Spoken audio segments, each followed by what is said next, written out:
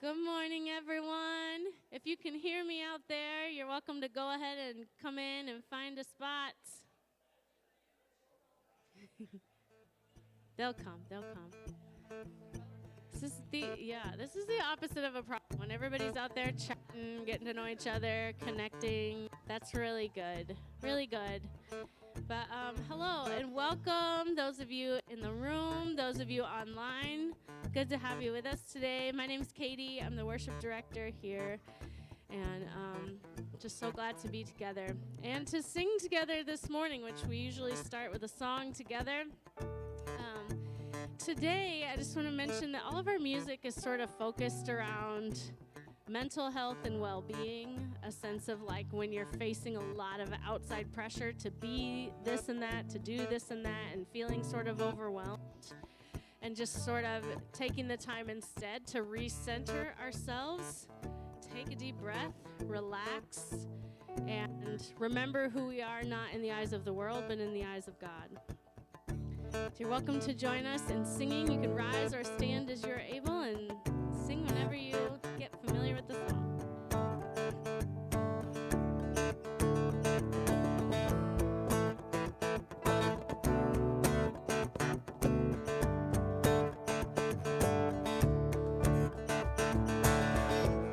When night has fallen, when fear is coming, still you're calling me. When faith is lost and my hope exhausted, you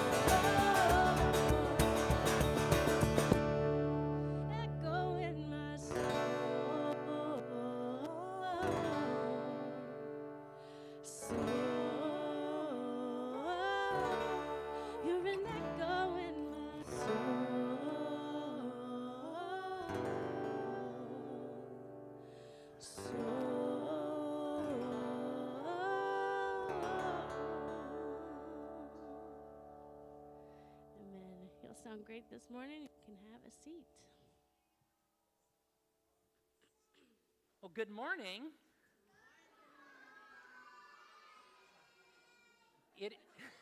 Used to having all those voices up here, being the first chiming in. Now you're the late ones. That's great.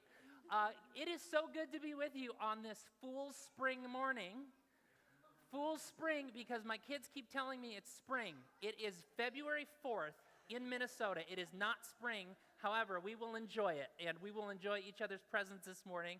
My name's Jeremy. I'm the pastor here at the Grove Cottage Grove, and we are a church that exists to grow goodness. And so my hope is that if you're with us in the room today, if you're watching with us online, if you're somehow interacting with us throughout the week, somehow that is nurturing, healing, wholeness, and beauty in your life.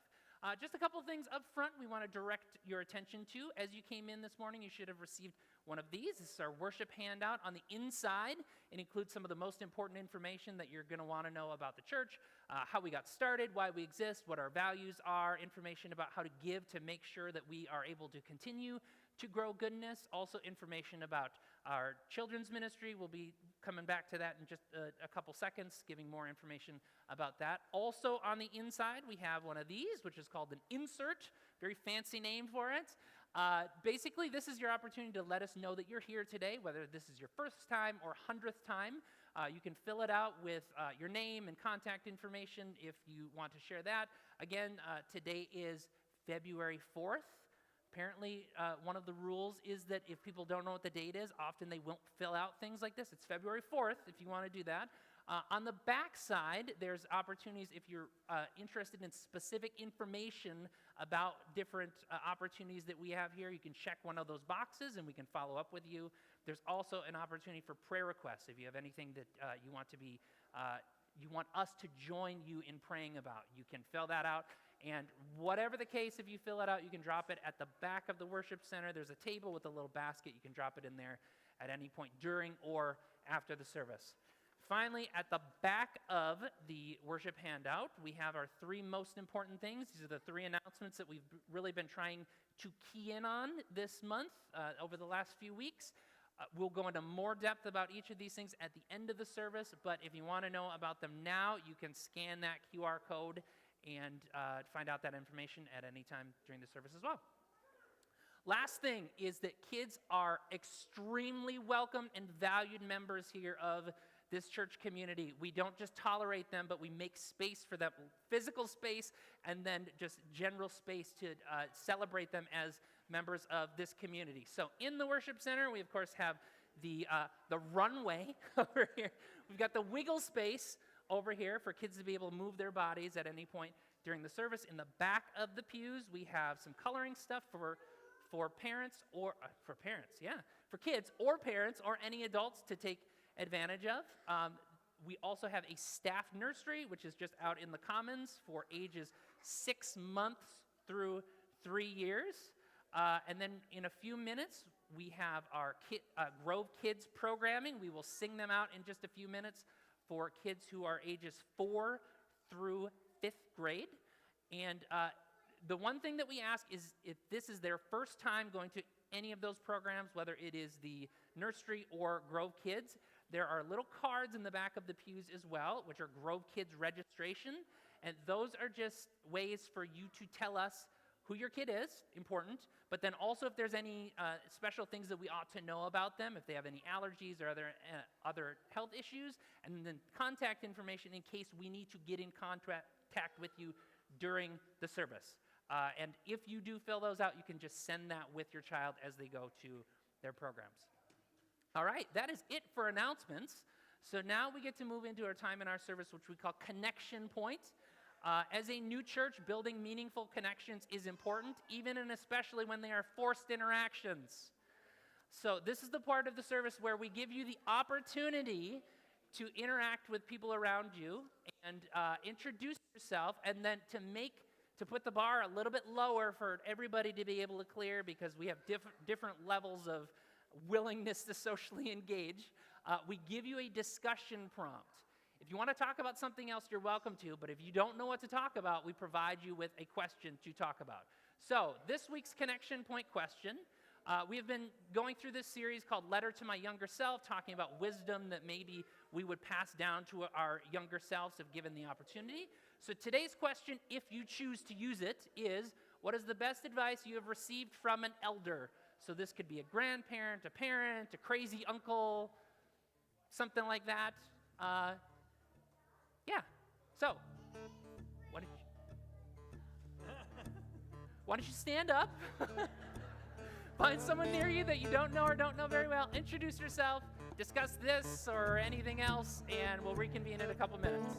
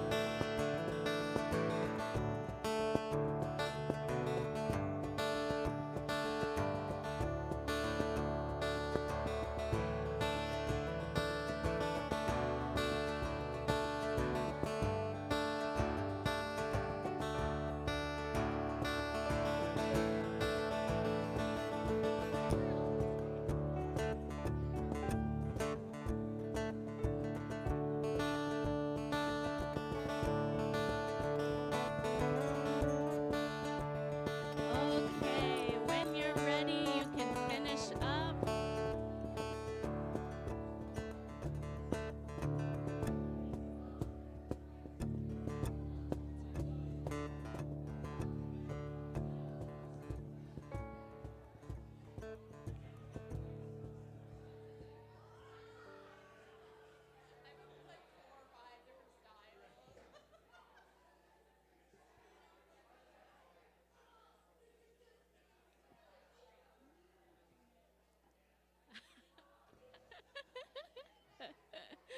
Oh.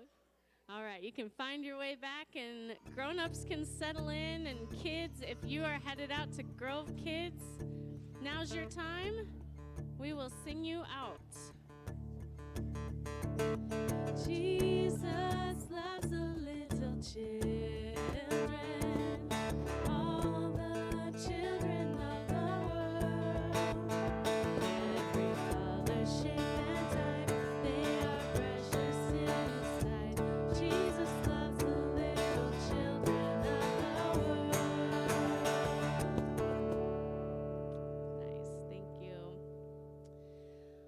well, y'all can remain seated now. Actually, I mentioned this at the beginning, but there's still a lot of people getting settled. So just mentioning again, the music today is all kind of centered around mental, spiritual health and well-being, and just recognizing that we have a lot of outside pressures telling us who we're supposed to be, what we're supposed to be doing, whether it's, in our family systems or at our jobs or just societally.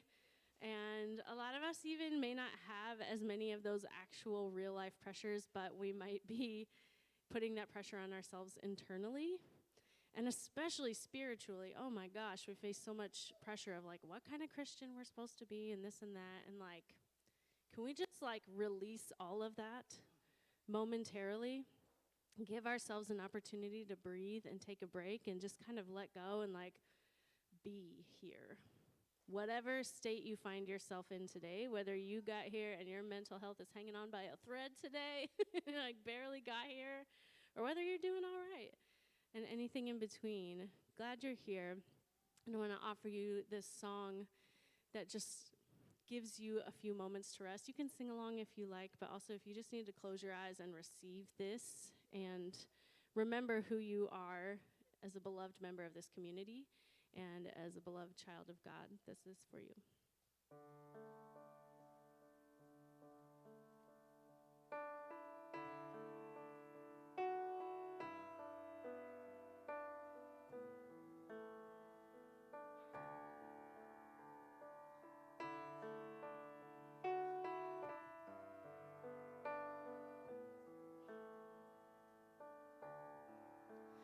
Come away from rush and hurry to the stillness of God's peace. From our vain ambitions worry, come to Christ and find release. Come away from noise and clamor, life's demands and frenzied pace. Come to join the people gathered here to seek and find God's space.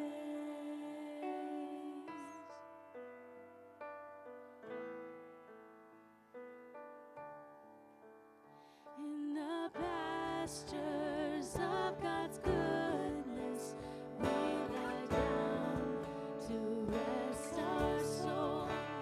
From the waters of God's mercy, we drink deeply, are made whole. At the table of God's presence, all the saints are richly fed.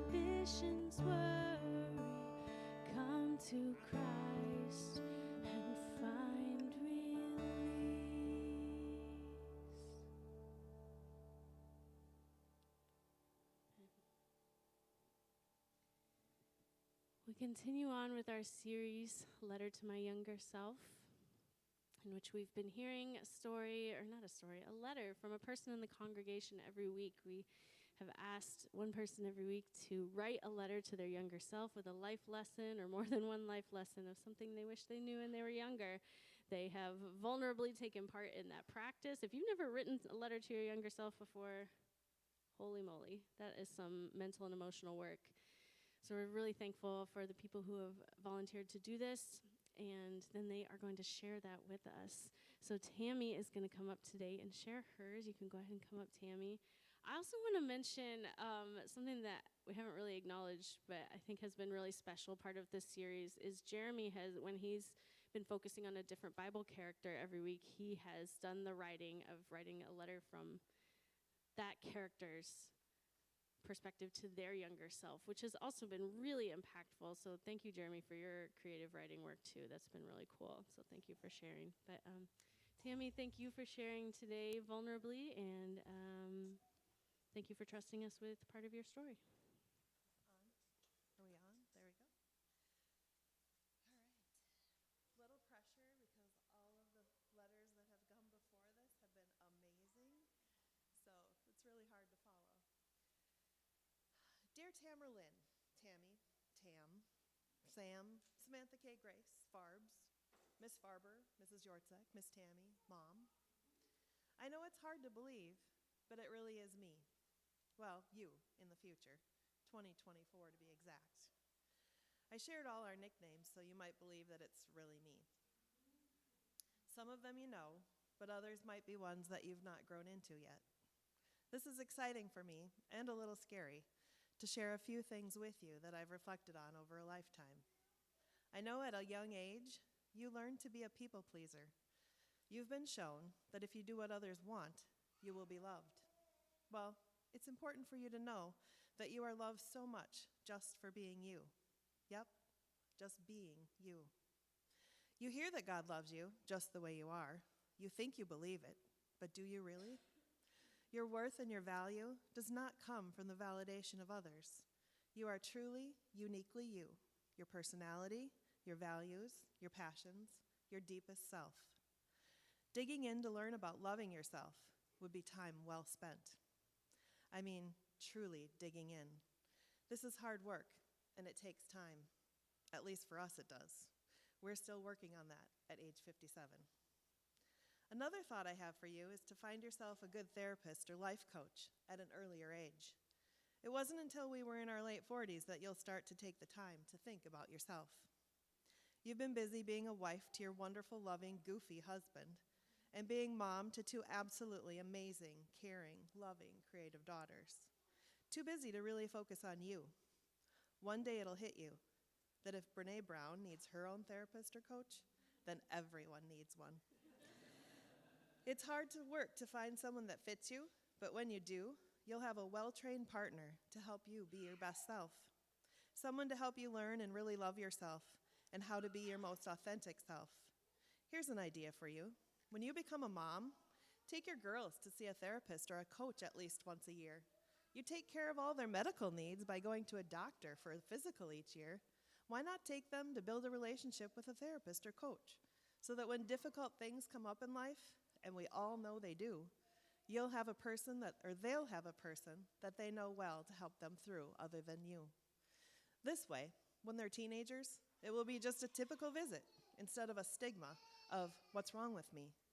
Because when we struggle, it doesn't mean there's anything wrong with us. It's just a part of being human. For too long, the world has looked at mental health as being something that we have to take care of on our own or hide. Let's start taking care of our hearts and minds as well. I feel like there's so many things I'd like to share with you, but I'll narrow it down to one more thought: emotions. Just like becoming a good people pleaser, you've also learned that the good emotions are the best emotions to have, and all others are meant to be pushed away. I want you to know that it's important to acknowledge your emotions, name them, and stay curious. Emotions are really our body's way of saying, hey, take notice of this. Why are we feeling this way? What action might I need to take? Be kind to yourself, reach out to others, and know that emotions are temporary. Feel the feels, dig into them, learn from them, Trust them. Everybody's got them. So as I finish up this letter, I want you to know that you are loved just for being you. Find someone to help you process through life and feel free to feel those emotions and stay curious about what they mean. You will grow into such a blessed life that you can't begin to imagine how deeply blessed you will be. I thank God every day for being there for you and for me, for a life filled with making a difference, for your deep friendships, and mostly for your beautiful family that fills your heart with so much joy, more joy than you ever thought possible. Love, me.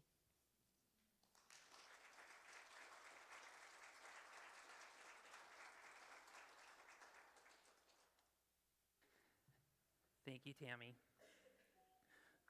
So as Katie mentioned earlier, in addition to having people from the congregation come up each week to share their own letters to their younger selves, this series that we've been doing since the beginning of this year, we've been looking at different characters from the Bible and imagining if they had the opportunity to write letters to their younger selves, if they had opportunities to share these life lessons or these pieces of wisdom to their younger selves, what things might they pass down? So we started off with some really big names, and actually up to this point, they've primarily been really big names. So first of all, fresh off of Christmas, we had Mary, the mother of Jesus, which is kind of a big deal. We had Moses, this great leader of the Israelites who led them out of slavery in Egypt towards the Promised Land. Then we had Eve, mother of all the living, once again, kind of a big deal. And then last week we had Peter. Peter was this guy who was basically the second in command to Jesus. Jesus handed his mission and ministry off to Peter to lead. Well, today we come to another character, and this is a much, much, much, much less known character, and her name is Martha. If you have not heard of Martha before, you do not need to worry, because Martha is only mentioned in 3 different spots in the New Testament, the second half of our Bible. There's only 3 spots, okay?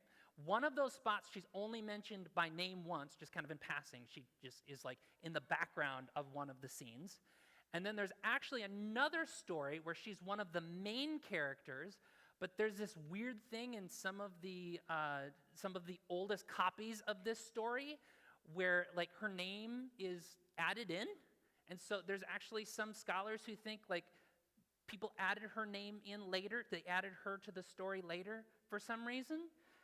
So that's 2 of the 3 stories, which leaves what? 1 story. So there's like 1 story, 1 good story that we have in the Bible about this Martha, and it's just a handful of verses. And I feel like it's a really helpful and important story. So we're going to read the whole story for you. So this story happens in the Gospel according to Luke, one of the 4 biographies that we have about the life of Jesus, and it's just a handful of verses. So here is Martha's main story. Now, as they went on their way, Jesus and his followers, Jesus entered a certain village where a woman named Martha welcomed him as a guest. She had a sister named Mary who sat at the Lord's feet and listened to what he said. But Martha was distracted with all the preparations she had to make. So she came up to him and said, "Lord, don't you care that my sister has left me to do all the work alone? Tell her to help me." But the Lord answered her, "Martha, Martha, you are worried and troubled about many things, but one thing is needed. Mary has chosen the best part. It will not be taken away from her." Pretty short and simple story, right? So we have this Martha. She is this woman living in ancient Israel in the 1st century, and word has been going around about this traveling preacher man named Jesus, and suddenly he shows up in her town, and Martha is given the opportunity to have Jesus over to her house. Who's going to pass up that opportunity, right? Well, if you're going to have someone over to your house, especially somebody big and important, you're going to want to make sure that your house is presentable, right? No matter what you think about Jesus, if he's a famous guy that you're having over to your house, you're going to want to make sure things are in tip-top shape, correct? We talk about in our house the difference between like real guests and like our parents. So like, so if our parents show up, our parents are like, it doesn't need to be clean, it just needs to not be disgusting. And then there's the real guest where we do like the deep cleaning. And then there's the real important guests. We don't have very many real important guests who get to come to our house. But this is not just like tidying things up. And it's not just the real guest. It's a very important guest. And so Martha does what any of us would do, right? And she gets to work doing all of the things, preparing her house for this very important person to show up. She's sweeping the floors. She's getting the food ready. He shows up at the door early and she's not prepared, so she's grabbing everything that's left and throwing it in the closet, right? Just to make sure everything's ready to go. And even as Jesus and his followers arrive and they start settling in, things are still not in tip-top shape. And so she keeps going about getting the work done that needs to be done in her eyes, right? Meanwhile, her sister's there. And her sister, once Jesus shows up, is not helping with the work that she feels like needs to be done. And instead, her sister Mary's sitting on her can right in front of Jesus. How does Martha feel about this? She's not very happy about this, right? She's not very happy about this because Martha is left to do all of the work, all of this important work, all by herself. On top of that, this is a patriarchal society, right? What on earth is the woman doing hanging out with the dudes instead of doing the work? Martha's not happy about this. And so she doesn't go to her sister. She goes straight to the big man. She goes to Jesus, and she says to Jesus, do you not see what's happening here? I'm doing all of this big, important work, and my sister is not doing any of it. Would you tell my sister to get up and start actually helping out with this important work? And how does Jesus respond? You're right, Martha. Or you're right, Martha. Mary, get off your can, get to work. No, this is how he responds once again. But the Lord answered her, Martha, Martha, you are worried and troubled about many things, but one thing is needed. Mary has chosen the best part. It will not be taken away from her. I think it's really easy to read into this that he's like discouraging her and that he's calling her out and saying, you're doing the wrong things. In fact, I think what's happening here is Jesus is trying to encourage her and say, you're doing good and important things, but Mary's doing the best part. Your work isn't unimportant, but maybe you just need to take a step back and sit yourself down. This is like my translation of what I would imagine Jesus is saying to her. Common 2024 language. He's saying something like, I can see all of the blood, sweat, and tears that you have put into making this day perfect and doing all the right things for me. But what all that work is actually doing is making you crazy and making you miss the gift that's right in front of you. Don't make Mary get up. In fact, you should come and sit down. That's how the story ends. So there's this question of, well, what does Martha actually do now? Does she listen?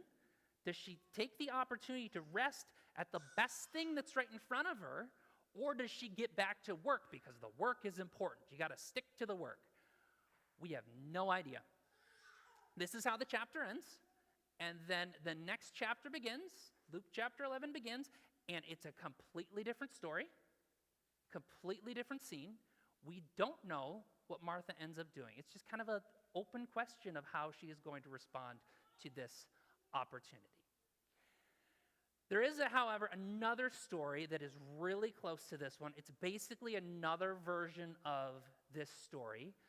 It's that one story that I mentioned earlier that Martha is mentioned in, but she's kind of a background character. So this is from another one of the 4 biographies about the life of Jesus that we have. This is another version of that same story. She's not the main character, but she's there. And I think it's a really good example, even though she's not the main character, of how the thinking that was going on in Martha's head can play out in a similar type of way. So this one appears in John chapter 12. Then, 6 days before the Passover, Jesus came to Bethany, where Lazarus lived, whom he had risen from the dead. So they prepared a dinner for Jesus there. Martha was serving, and Lazarus was among those present at the table with him. So Martha's there, she's doing the work, but she is observing in the background now in this story. Then Mary took 3/4 of a pound of expensive aromatic oil from pure nard and anointed the feet of Jesus. She then wiped his feet dry with her hair. Now the house was filled with the fragrance of the perfumed oil.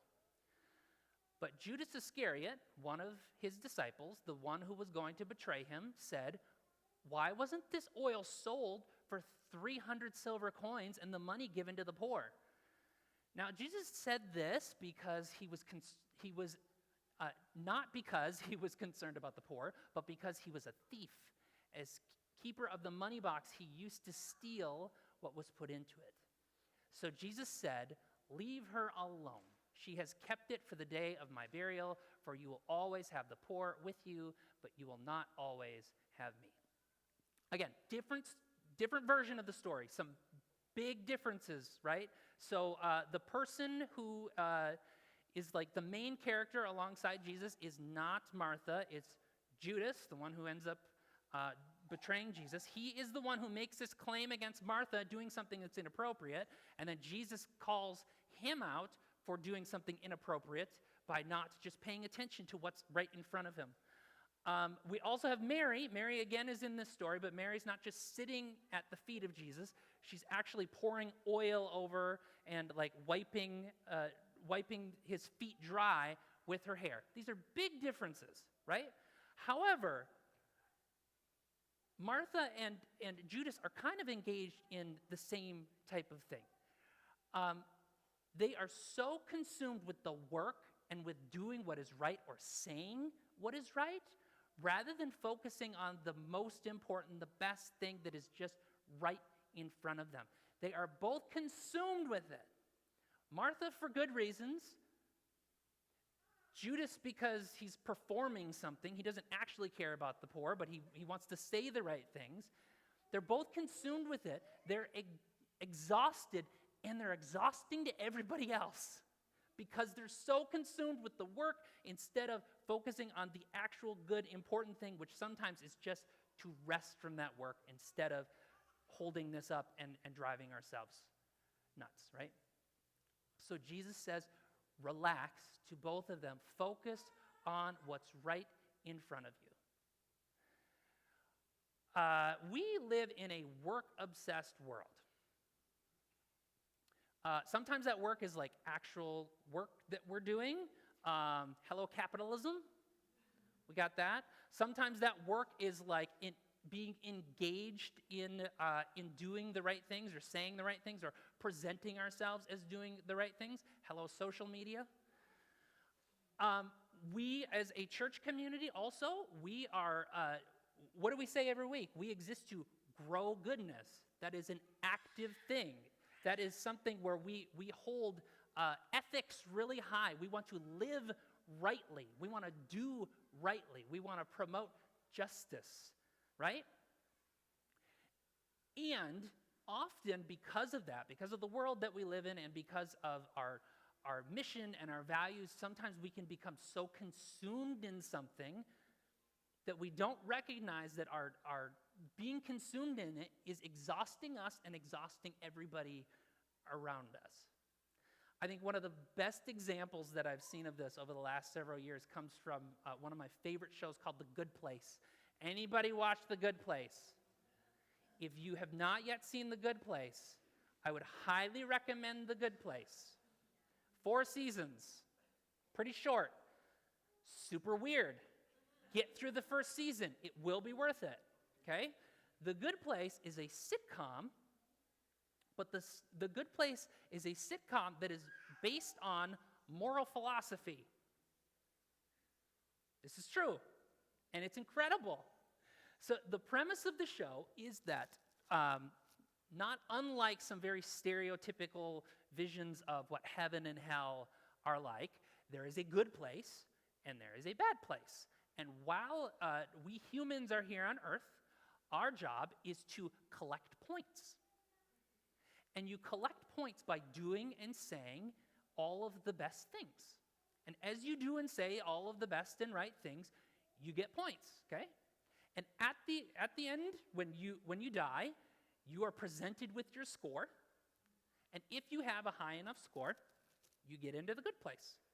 And if you don't have a high enough score, you don't get into the good place, which is why you end up in the bad place, right? However, one of the realizations that, I'm not going to ruin the whole thing for you, but one of the realizations that they have 3 seasons in is that the point system is so skewed because you can do in your mind absolutely everything. You can work your tail off doing all of the best and good and most important things and still not accumulate enough points to get yourself in the good place. So here's a clip of one of the main characters named Michael kind of explaining the complexities of this. Your Honor, I once stood in front of you and said I thought there was something wrong with the point system. I finally know what it is. Life now is so complicated. It's impossible for anyone to be good enough for the good place. I know you don't like to learn too much about life on Earth to remain impartial, but these days just buying a tomato at a grocery store means that you are unwittingly supporting toxic pesticides, exploiting labor, contributing to global warming. Humans think that they're making one choice, but they're actually making dozens of choices they don't even know they're making. Do any of you find yourself in like that position and being like morally exhausted trying to make choices? Anybody like doing the work that is good, important work? Any of you feel like this? I had a conversation this week about eggs with my wife. We bought eggs from Aldi, and she apologized because she bought the free-range eggs that came in a plastic carton instead of the cage-free ones, which are in a compostable carton. And like we literally had the conversation about weighing which is better. Is it better to have the cage-free ones where they're probably still confined in a very closed spot, but the packaging is compostable, or is it better to have the plastic one where they are free range, where they probably have some more access to being outside of small cages? This type of stuff is exhausting to me. Maybe you find yourselves in situations like this. That's a really small one, but then as people who like find this community to be important and our values to be important, you're probably engaged in other much bigger, more important things, trying to work for the things that are right in our world. One of the things that Michael, that main character, says that humans now have to deal with, apparently there's Nazis again. We got to do something about that. And it reminded me, like 5 minutes before the service started, of this cartoon which came out, I think, in 2016. Are you coming to bed? I can't. It's important. What? Someone is wrong on the internet. This is someone who is not too unlike me, maybe, perhaps, not too unlike you, who is driven by and excited to do the hard, important work, but is driving themselves and everybody else to absolute exhaustion. And so what it seems that Jesus was inviting Martha, and to us living 2,000 years later, to do is to say, yes, engage in the good and important work, and be willing to rest and be willing to enjoy the good things, even the best things that are right in front of you. There is no planet B. Have you heard that one?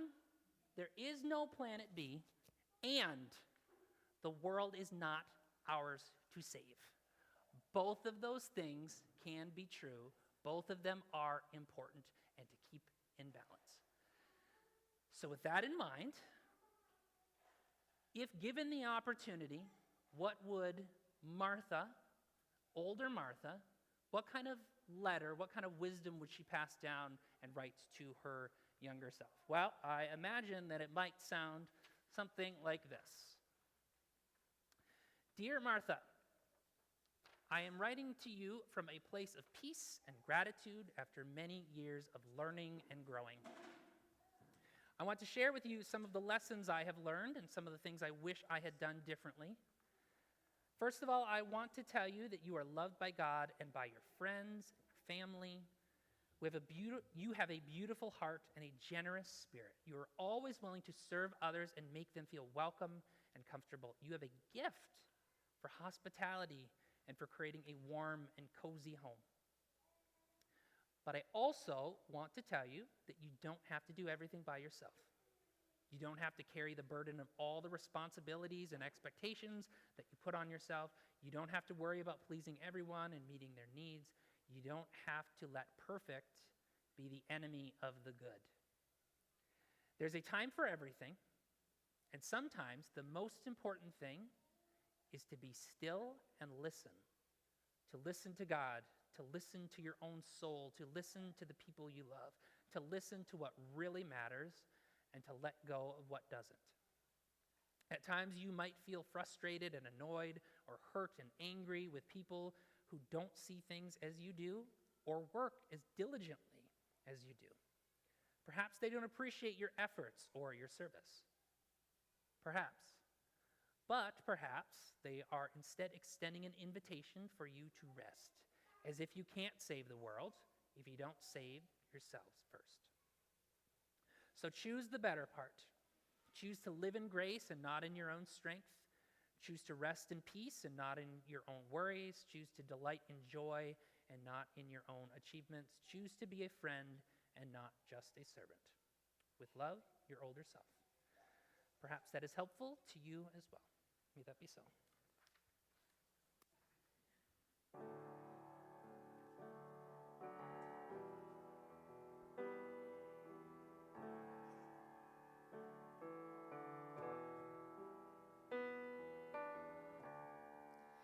You're in a place you think you know, surrounded but you feel alone. And have a place to rest your head, but not a home. Feels like you lost yourself again. Sit in the silence of a friend when you are fully known and loved. You have a home.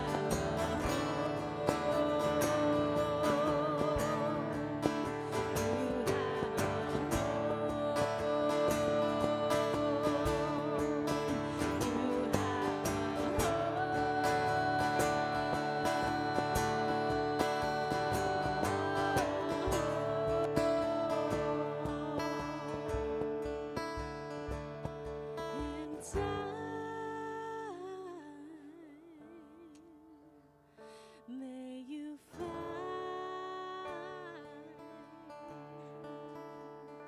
peace of mind with me, my friend.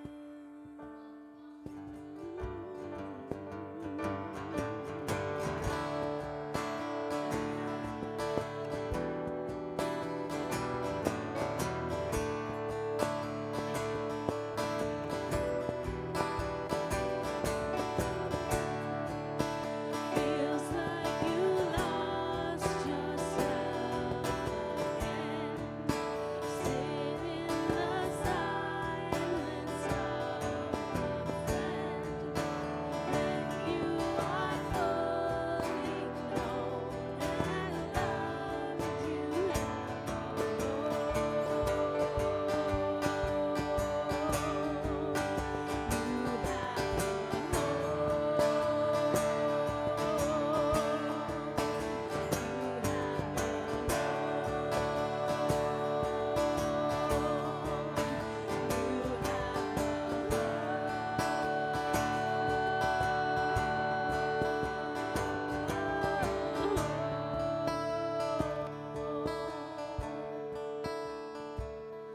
in time, may you find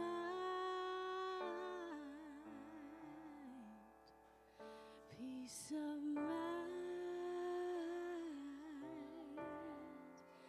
with me, my friends.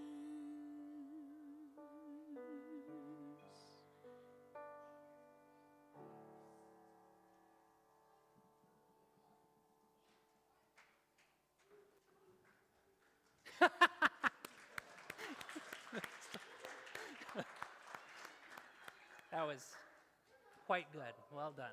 Okay, we got a couple more minutes left, so let's come back to our three most important things. If you got your worship handouts, the three most important things on the back.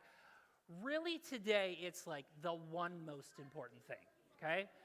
The Pajama Ball, which is one of our biggest events of the year, is happening this Friday already, okay? So this is a chance for us to welcome our community in and put on a fantastic event with crafts and dancing in here.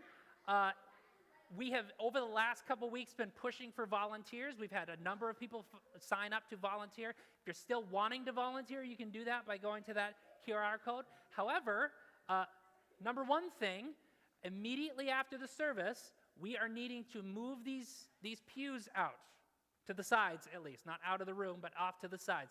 You might have noticed that there's orange tape on the floor. That's so we know where to put them when we put them back next weekend. However, if you are able to stay after and willing to help move some pews, it goes pretty fast when we have a lot of help. So that's number one thing. The number two thing is, if you're able to be there, we would love for you to be there as well, or to invite other people.